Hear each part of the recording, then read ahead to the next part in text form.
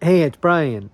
Chilly day here in Savannah, but I know it's not quite as chilly as it is for the rest of the country, so I feel for you guys.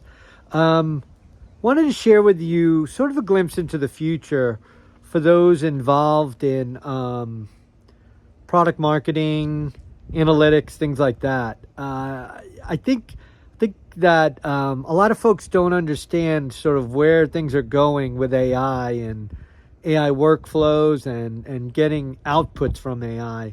We're all kind of sharing these neat little tools, but I don't think everyone really, because of, I'm out here on my own. I'm just a just a, an entrepreneur, a jack of all trades here, trying to do my own thing.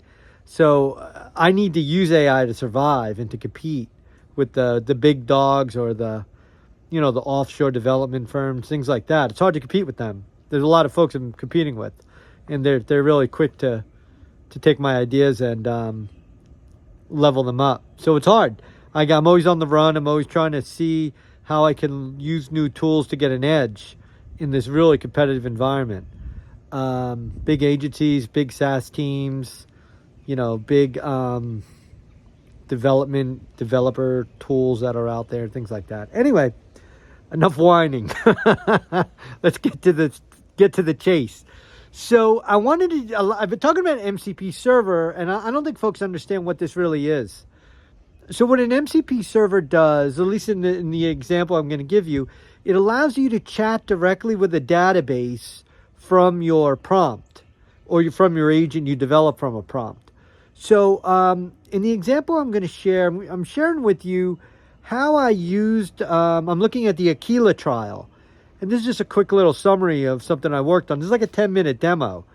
Basically what I did was I loaded a CSV file of the top influencers of the AQUILA trial. For those in myeloma know, this is a really big trial looking at smoldering myeloma and daratumumab, or Darzalex. So it's one of the biggest FDA approvals within the last few months, and it was one of the largest data presentations in myeloma of the last year. So the key influencer was Dr. Rajkumar from the Mayo Clinic. And then obviously the myeloma community has probably one of the best collections of key opinion leaders across all tumor types. These doctors are really engaged across multiple platforms. And a lot, what I'm evaluating here is X, but a lot of them are on podcasts, on YouTube, etc. So look for them there, or Substack, and they publish as well. So they're just the modern day educators. Anyway, so what I did with this was I uploaded a CSV file of their rank based on I call it my pulse rank, based on how engaged they are in the discussion on X for that specific clinical trial, and how engaged are their U.S. peers in this discussion. It's a U.S. centric analysis that I'm doing. And the reason I'm doing that is because I wanted to see, all right, what is the corporate influence on the discussion, and how significant is it? So that data set's not that easy to get. Just if your boss was interested in saying, hey, how are we engaging with digital opinion leaders, or what's the competitive landscape of digital opinion leader engagement? That wouldn't be that easy. You'd have to go to open payments for each of the doctors. You'd have to look up their open payments profile. Then what you'd have to do is download their CSV file, and those CSV files could be huge. So you couldn't just upload that to ChatGPT. You'd have to parse that out somehow using Excel, and then load that individually, and then hope that you don't overwhelm the input window on ChatGPT or Claude or Perplexity or whatever tool you're using to do this analysis. Wouldn't be that easy. So what happens is, where things are going to be going is, for larger data sets like this, you'll just have access to an MCP server, which gives you direct access to a database. So right now I've got my KOL Pulse AI database, includes not only social sentiment and social, and data linked to the Twitter or X API. I also have, I think, 7 years of open payments data in there, which is a really large data set. So And I know that my data is organized by Open Payments ID. And I've got that in the spreadsheet that I uploaded, the CSV file. So now what I did was I wanted the tool to query my specific table and then come up with an output. And then I wanted that output to actually be in the form of a web page so I could share it on my website. And that's called, in Claude, they call that like an artifact. And then I just took the file, the HTML file, brought it into a text editor, saved it, and opened up it in my browser. And here it is.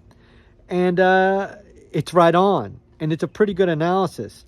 Now, if I wanted to, let's say my boss liked this analysis, and he or she wanted this on a regular basis, what I could do is I could just take the chat I've got. I could then ask the tool or any tool to create instructions for me to provide to the agent.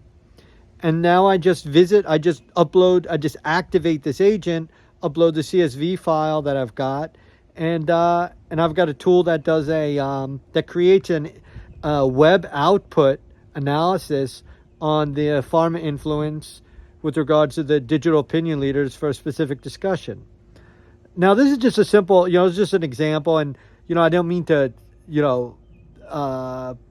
bring any undue attention to the KOLs. I mean, with regards to, for those in the industry, this community, these are some of the smallest payments you see probably across oncology or hematology oncology. So I think myeloma is a good example for that.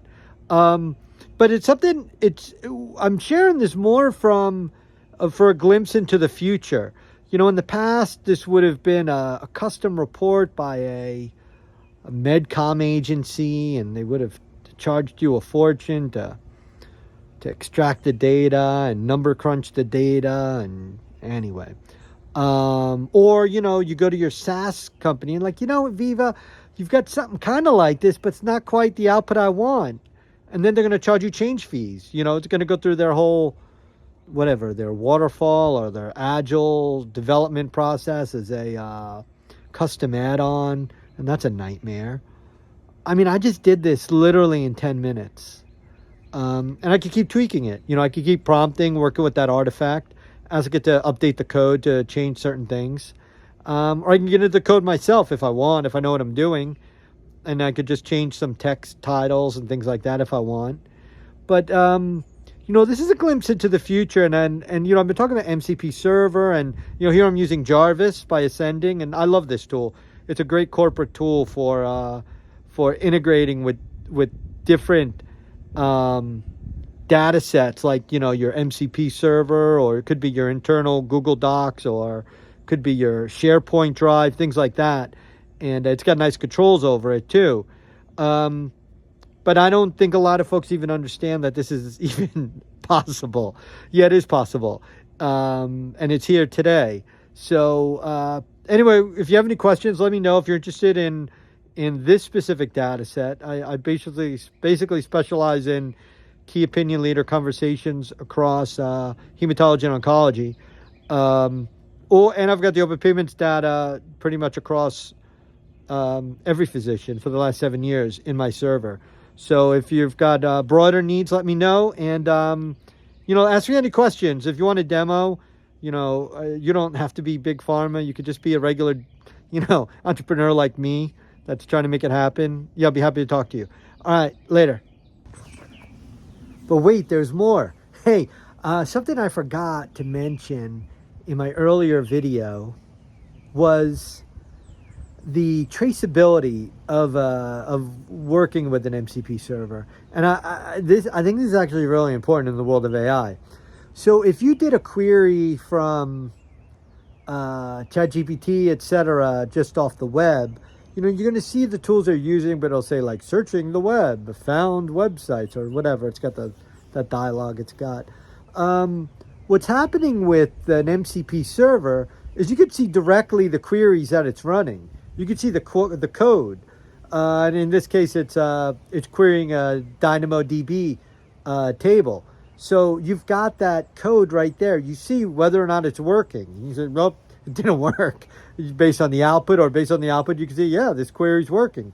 But and how much data was returned from that query.